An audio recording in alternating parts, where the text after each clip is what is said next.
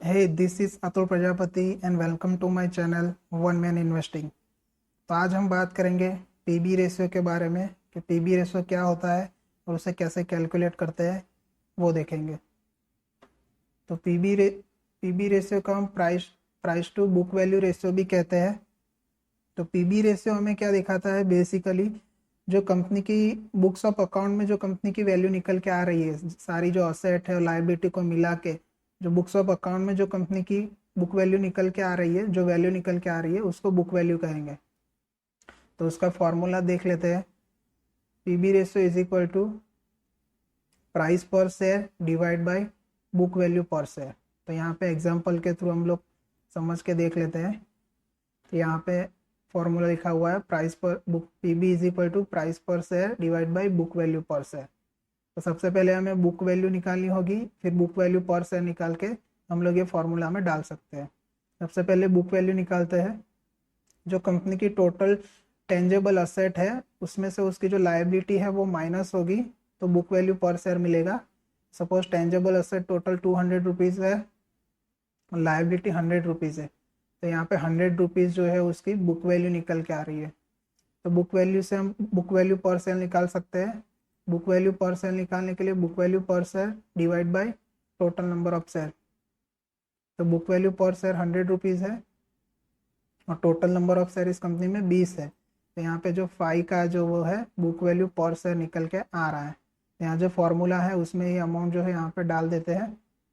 Price per share suppose 110 rupees का एक share है और बुक वैल्यू पर शेयर निकल के आ रही है 5 रुपीज़, यानी यहाँ पे हमारा पीबी निकल के आ रहा है 2 का। ये पीबी रेशियो फिर यहाँ पे हमें क्या दिखा रहा है कि जो हमने अभी जो कंपनी की हम प्राइस पे कर रहे हैं वो है 10 रुपीज़ और इसकी एक्चुअल में बुक्स ऑफ अकाउंट में उसकी असेट लायबिलिटी सब मिला के प्राइस निकल के आ रही है 5 रुपीज़। तो बुक्स ऑफ अकाउंट की जो निकल के आ रही है प्राइस वो है 5 रुपीज़ और एक्चुअल में हम पे कर रहे हैं 10 रुपीज़, यानी हम 2 गुना ज़्यादा पे कर रहे हैं। तो पीबी रेशियो यही दिखा रहा है, यही दिखाता है कि बुक्स वैल्यू के मुकाबले हम कितना गुना ज़्यादा पे करते हैं।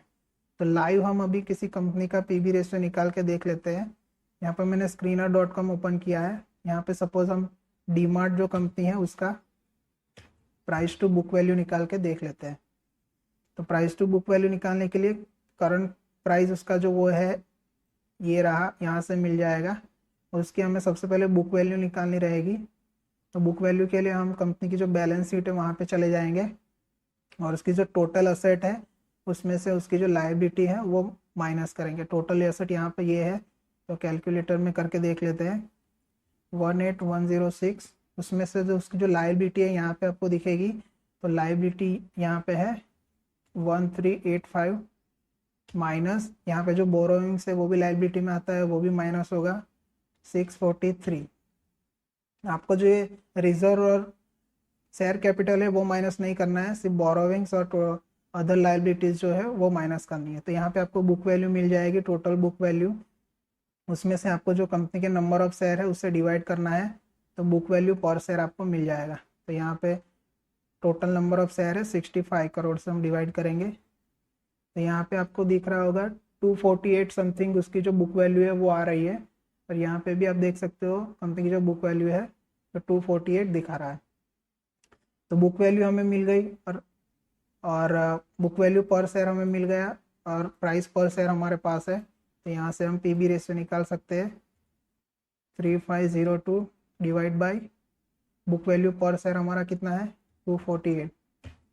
तो यहाँ पे देख सकते हो आप 14 का आ रहा है। यहाँ पे भी लिखा हुआ है प्राइस टू बुक वैल्यू यहाँ पे 14 है, यानी अभी जो कंपनी की जो बुक्स ऑफ अकाउंट में जो वैल्यू निकल के आ रही है वो है 248 और अभी हम कितना पे कर रहे हैं 3500 समथिंग। तो 14 गुना हम ज़्यादा पे कर रहे हैं as compared to book value. तो हमें बुक वैल्यू यही दिखाता है कि as compared to book value हम अभी इतना ज़्यादा पे कर रहे हैं। तो हम बुक्स वैल्यू से इतना ज़्यादा हम कंपनी को क्यों पे कर रहे हैं, 14 गुना ज़्यादा हम क्यों पे करते हैं वो हम देखते हैं। क्यों किसी कंपनी को इतना ज़्यादा वैल्यू से हम पे कर रहे हैं। So why market is ready to pay premium on book value. Book value से ज़्यादा हम लोग क्यों पे करते हैं, क्योंकि बुक वैल्यू का जो कैलकुलेशन होता है उसके अंदर हम लोग सिर्फ और सिर्फ टेंजेबल असेट जो है वही काउंट करते हैं, इनटेंजेबल असेट है वो हम लोग काउंट नहीं करते हैं। जैसे कि कंपनी का कॉपीराइट हो गया, किसी कंपनी की एक ब्रांड वैल्यू होती है, जो कंपनी के पास अच्छी टीम है, उससे जो कंपनी चल रही है, वो सारा इस कंपनी में उसकी जो बुक वैल्यू है उसमें इंक्लूड नहीं रहता है। इसकी वजह से जो है करंट प्राइस है वो बुक वैल्यू से ज़्यादा में ट्रेड होता है। या फिर इसका जो फ्यूचर प्रोस्पेक्ट है कंपनी का बहुत ही अच्छा है, तो उसकी वजह से भी जो बुक वैल्यू है उससे उसके मुकाबले जो करंट प्राइस है वो ज़्यादा में ट्रेड करता है। तो बुक वैल्यू कौन कौन सी कंपनी में आपको यूज़फुल रहती है, कौन कौन सी कंपनी में यूज़फुल नहीं है, वो भी हम लोग देखेंगे। सबसे पहले देख लेते हैं when PB ratio is useful. जो असेट हैवी इंडस्ट्री है उसके अंदर जो पीबी रेशियो है बहुत यूज़फुल है। जैसे कि इंफ्रास्ट्रक्चर हो गया, रियल एस्टेट हो गया, ये सारी कंपनी के अंदर इसमें बहुत सारी असेट जो इंफ्रास्ट्रक्चर में अंदर बहुत सारे मशीन यूज़ होते हैं, और रियल एस्टेट में बहुत सारी लैंड है, मटेरियल है, वो सब यूज़ होता है। तो उसकी वजह से पीबी रेशियो जो है बहुत ही इंपॉर्टेंट हो जाता है। और जब भी आप पीबी रेशियो देख रहे हो जो, तो उसको देखना है जो उसकी असेट है वो एप्रिसिएशन असेट है या फिर डेप्रिसिएशन असेट है। एप्रिसिएशन असेट हमें क्या दिखाता है कि जैसे कि रियल एस्टेट का पीबी हम देख रहे हैं तो उसकी जो लैंड है उसमें डेप्रिसिएशन नहीं लगता है, ओवर पीरियड ऑफ टाइम उसकी जो प्राइस है लैंड की वो बढ़ती रहती है। तो वो असेट जो हो गई वो एप्रिसिएशन असेट हो गई। और डेप्रिसिएशन असेट यानी ऐसी कोई मैन्युफैक्चरिंग कंपनी है, जैसे कि स्टील मैन्युफैक्चरिंग कंपनी है, तो वैसी सारी मैन्युफैक्चरिंग कंपनी के अंदर जो मशीन होता है उसके अंदर बहुत ज़्यादा डेप्रिसिएशन लगता है, तो वो डेप्रिसिएशन असेट हो गया। तो आप पीबी रेशियो जब भी किसी कंपनी का देख रहे हो तो वो भी आपको देखना है जो उसकी असेट है वो डेप्रिसिएशन असेट है या फिर एप्रिसिएशन असेट है। फिर हम बात करते हैं कौन सी कंपनी के अंदर जो पीबी रेशियो वो यूज़फुल नहीं रहता है। When PB ratio is not useful, जैसे कि आईटी कंपनी हो गई, सर्विस सेक्टर हो गया, कोई कंसल्टिंग कंपनी हो गई, ये सारे सेक्टर के अंदर जो पीबी रेशियो है वो इतना ज़्यादा यूज़फुल नहीं रहता है, क्योंकि ये सारी जो सेक्टर है, ये सारी जो कंपनी है उसके अंदर असेट इतनी ज़्यादा होती नहीं है। और जिस भी कंपनी के अंदर बहुत ज़्यादा असेट का यूज़ नहीं होता है, तो वैसी कंपनी के अंदर जो पीबी रेशियो है वो हमारे लिए यूज़फुल नहीं रहता है।